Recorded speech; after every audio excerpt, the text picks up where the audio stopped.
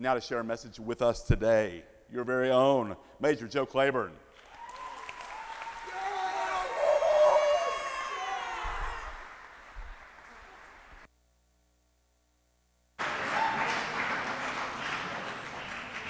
Oh, I know what you guys are thinking.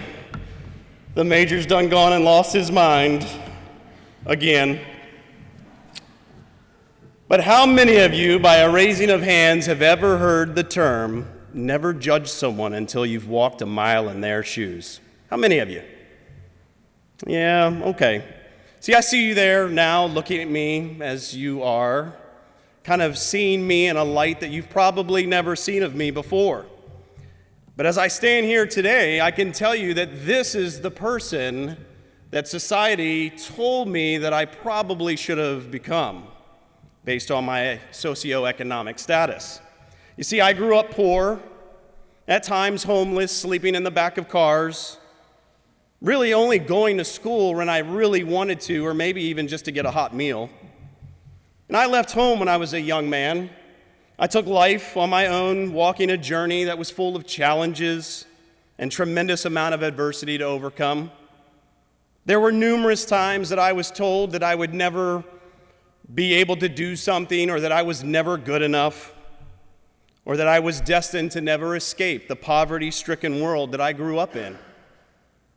But as I look back on my life, I come to realize that the journey I walked helped me to endure challenges in my life that would later set me up for success as an adult, and inevitably be the person that all of you know of me today. See, no matter the word that you use to describe it, I was a young man on a path in which every step was challenged with criticism, ridicule, failure, and tremendous hardship. So let me tell you about this long walk that got me to where I am today. And so for this chapel talk, I thought I'd intertwine some examples of some people who also were told that they couldn't or shouldn't do something. And despite their own hardships, they dug deep, pushed on, and conquered almost the impossible. And as we remember the heroes of September 11th, 2001, I think of the hardships and perseverance shown by so many of them that fought back their fears and doubts to rush into a situation to save others. It makes me think of the firefighters in New York City who rushed into those burning buildings to save others. They climbed those stairs with all of their equipment, going up as hundreds, even thousands of others were going down and out and away. Even when they knew and understood the dangers ahead of them, they all sacrificed their lives that day just to save one more life. The true definition of servant leadership. Following September 11th, I was called upon as a member of the nation's Quick Reaction Force that conducted the initial invasion into Afghanistan in September of 2011. And I'd serve another 3 tours of combat in Afghanistan and Iraq, witnessing some of the hardest realities of war. Finding the intestinal fortitude to go out on a mission every single day, not knowing whether or not you're going to come back injured or killed, was a challenge that each soldier needed to find inside themselves. And throughout my military career, my courage was constantly tested. As I was involved in 5 IED strikes, I was hit by 2 ricocheted bullets. I flipped a truck down a ravine end over end. I was in a minor helicopter crash, and in October of 2008, while training with the German Special Forces, I had a parachute malfunction at 1,000 feet. The only thing that saved my life is I broke through 100 feet worth of trees before I hit the ground, doing about 55 miles an hour. In the blink of an eye, I found myself paralyzed below my belly button. I had over 24 fractures throughout my body and was given the grim prospect that I had a 30% chance of ever walking again. Those same legs that had carried me through so much adversity in my life up until this point had now been taken away from me.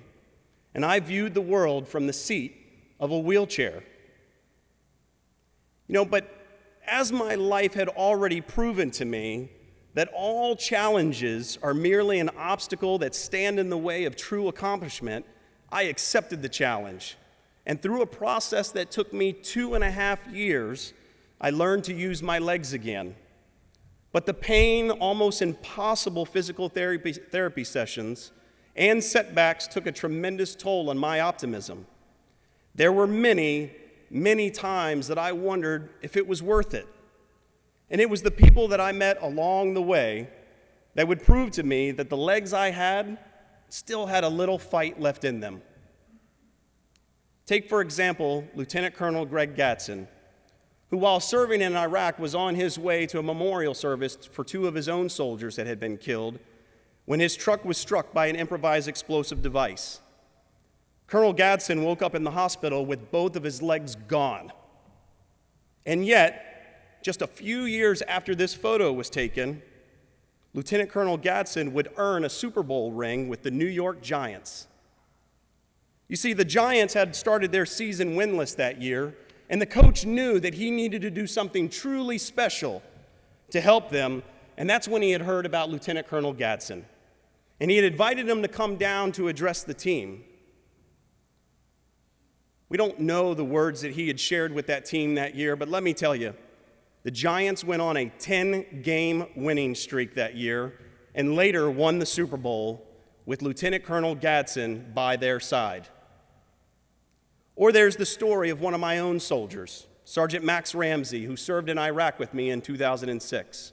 Max was an investment banker prior to September 11th, but he felt like it was his duty to serve his nation, and he joined the Army.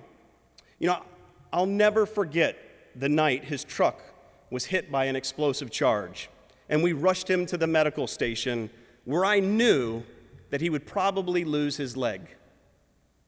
I looked at Max in the eyes before we put him on that helicopter that took him away, and I said to him, "Max, you stay in the fight, son."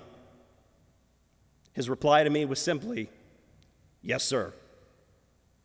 And Max did just that. Several months later, on his prosthetic, he challenged President George W. Bush to a run around the White House. He came back to the 101st Airborne Division, where he served on the division's parachute team, and even came by to visit me in the hospital to give me some encouraging advice. His words to me, "Get back in the fight, sir." You see, I still had my legs. I still had the opportunity to push myself every day and find those little successes that kept me taking one small step at a time. And as my life continues, I keep finding the heroes around me that continue to prove to me that triumph and success can be achieved in the most difficult of situations. My legs, where'd they go? Where'd they go? Please, please, honey. Please help me. Please help me. Please. So here's some context. In Kayla's junior year, she was out playing soccer for her high school when she noticed a small tingling sensation in her feet and her legs. She went to the doctor later that year and got the grim diagnosis that she was diagnosed with multiple sclerosis. Multiple sclerosis is an incurable disease where the body literally attacks the central nervous system. And this disease will eventually take away Kayla's ability to run or walk, followed by the rest of her bodily functions, and eventually it'll probably take her life. But for Kayla, the increase of the body temperature as she runs is a trigger for the disease, and the longer that Kayla runs, she begins to lose all feeling in her legs, resulting in the ability for her to come to a complete and controlled stop almost impossible. As long as I can. If I'm not able to run at some point down the road, then at least I can look back and know that when I could, I gave it my all. So let me ask you, who are you when times get tough? Do you seek opportunities to test yourself? Will you get up and keep running when you fall? Do you look at challenges and obstacles in your life as a hurdle that you get over or a hindrance? You know, how do you know that you can't do something until you've tried? I think it was Michael Jordan who said, the only person who fails is the person who never tries. So let me encourage each and every single one of you, as I stand here today, transformed by the obstacles and adversity that I have overcome in my life, and not succumbing to the failures I encountered, I became the man I wanted to be. Now, I challenge you to look for those small opportunities. Look around you. Turn those potential failures into moments of learning and strength to overcome today, because they'll add up to one amazing accomplishment: truly living. Thank you.